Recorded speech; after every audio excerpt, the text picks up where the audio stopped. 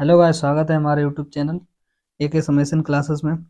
दोस्तों, इससे पहले वाले वीडियो में हमने देखा आपव्यू का गुणनफल, ठीक है। और इस वीडियो में पढ़ेंगे परिवर्त आपव्यू। परिवर्त आपव्यू बहुत इंपॉर्टेंट है। आप लोग अगर आप भी पढ़ा होगा तो आप लोग समझते होंगे। और वो वाला लेक्चर भी देख लेना, क्योंकि उसमें आपव्यू का गुणनफल पढ़ाया जो कि बहुत वेरी वेरी इंपॉर्टेंट है। तो चलिए वीडियो को स्टार्ट करते हैं। देखिए, परिवर्त आपव्यू क्या होता है। परिवर्त आपव्यू एक तरीके से हम कह सकते हैं कि इसमें जो है पंक्तियों को स्तंभों में तथा स्तंभों को पंक्तियों में चेंज कर दिया जाता है, ठीक है, बदल दिया जाता है। अगर अगर कोई अवयव ए है जिसके अवयव आई जे हैं और ये यम क्रॉस एन कोटि का है, ठीक है, तो इसका परिवर्त अवयव होगा हमारा। तो इसका परिवर्त अवयव होगा, तो इसमें क्या हो जाएगा, इसकी कोटि एन क्रॉस यम हो जाएगी, ठीक है। और अवयव इसके ए आई जे ही रहेंगे हमारे।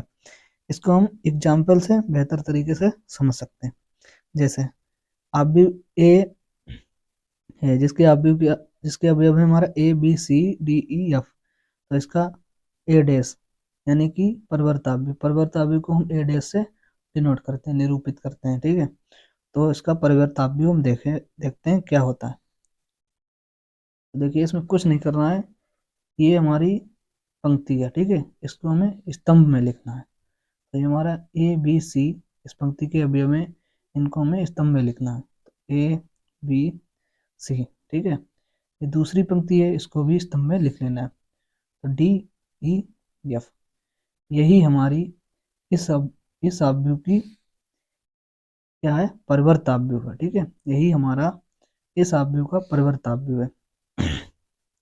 अगर अगर इसका हमसे कह दिया जाए कि परिवर्तावयव निकालिए, ठीक है, इसका हमसे कह दिया जाए कि परिवर्तावयव निकालिए, ठीक है, यानी कि डैश निकालिए, तो ये हमारा यही हो जाएगा, ठीक है। तो इसका भी हम क्या कर देंगे, ये तीन पंक्तियां हैं हमारी, ठीक है। ये क्या है, तीन पंक्तियां हैं।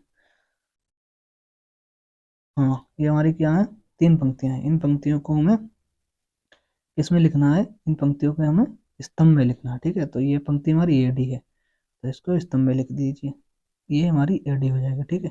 इस पंक्ति को स्तंभ में लिख लिया, इस पंक्ति को हमें स्तंभ में लिखना है, इस पंक्ति को हमें स्तंभ में लिखना है, ठीक है। तो ये हमारा ए बन गई ना, देखिए ऐसे में ये हमारा क्या बन गया, इस ए बन गया, ठीक है। तो आपको यहाँ से एक प्रॉपर्टी भी पता चली हुई कि ए डैश का डैश जो है हमारा क्या होता है, ए डैश का डैश हमारा ए होता है, ठीक है।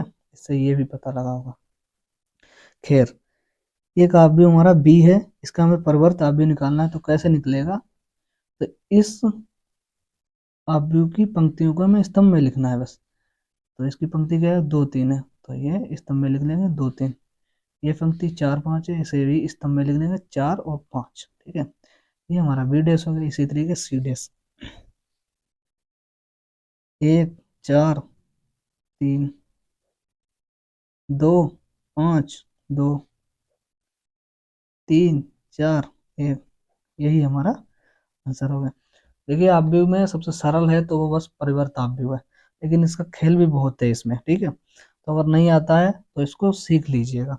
अगर समझ में आ रहा है तो बहुत ही अच्छी बात है, और इस वीडियो को लाइक कर दीजिएगा अगर समझ में आ रहा है, ठीक है। तो हम क्या पढ़ेंगे, परिवर्त आपव्यू के गुणधर्म। परिवर्त आपव्यू के गुणधर्म क्या होते हैं। देखिए, यदि ए तथा बी दो आपव्यू हैं, तो ए डैश बराबर ए डैश का डैश हमारा ए होता है जैसा कि मैंने यहाँ पर बताया था आपको, ए डैश का ए डैश हमारा ए होता है, ठीक है।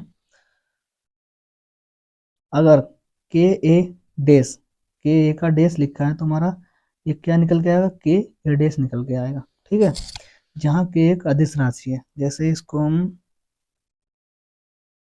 हम यहाँ उदाहरण तो नहीं है, लेकिन हम इसको समझेंगे कैसे। देखिए, हम्म,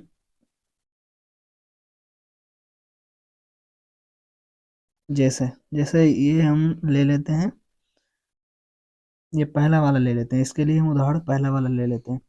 जैसे ये हमारा ए है, ठीक है, इसको हम के ले लेंगे, ठीक है। तो आपको हमने A B C D E F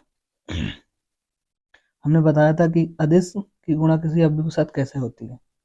देखिए इसकी गुणा इन सभी अवयवों के साथ होगी, तो के बी, के सी, के डी, के ई, के एफ हो जाएगा। ठीक है, ये के चल रहा है ना, ये हमारा के है। ठीक है, अब हम के ए का डैश करेंगे, तो के ए का डैश करेंगे तो ये पंक्ति हमारी स्तंभ में बदल जाएगी, के बी, के सी, और ये पंक्ति हमारी स्तंभ में बदल जाएगी, के डी, के ई, के एफ।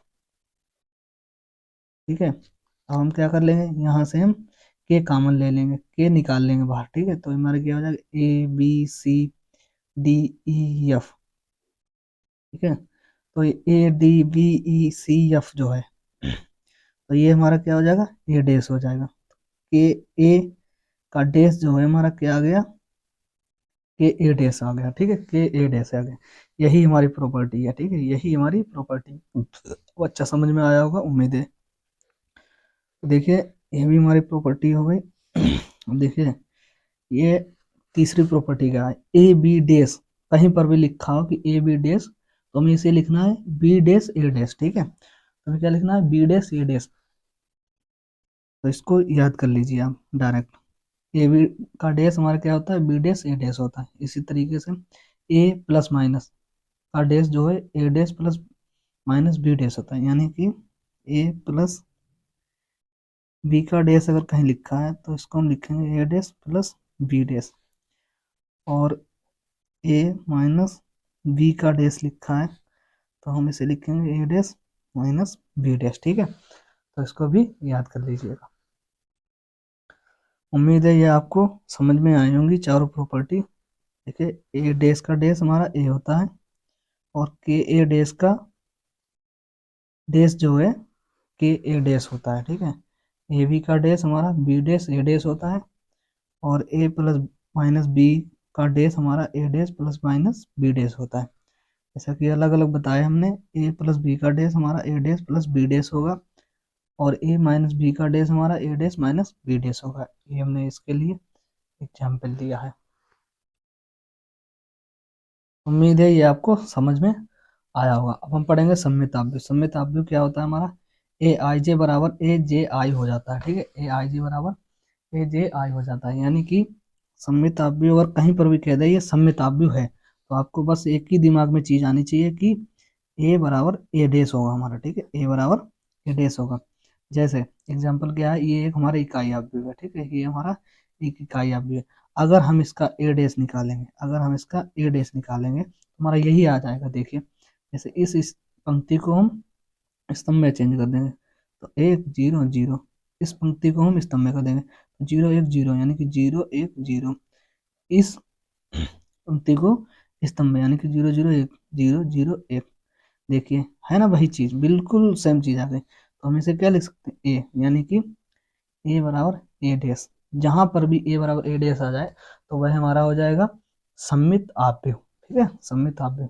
देखिए विषम सम्मित आव्यूह क्या होता है, जहां पर हमारा ए बराबर माइनस ए डैश हो जाए वो हमारा क्या होता है, विषम सम्मित आव्यूह। ठीक है, इसको ऐसे ही याद कर लीजिएगा।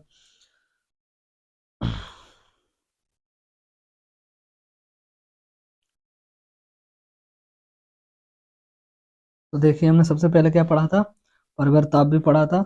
इसमें पंक्ति को कॉलम में और कॉलम को पंक्ति में चेंज कर देना, बस यही हमारा परिवर्ताव्य था।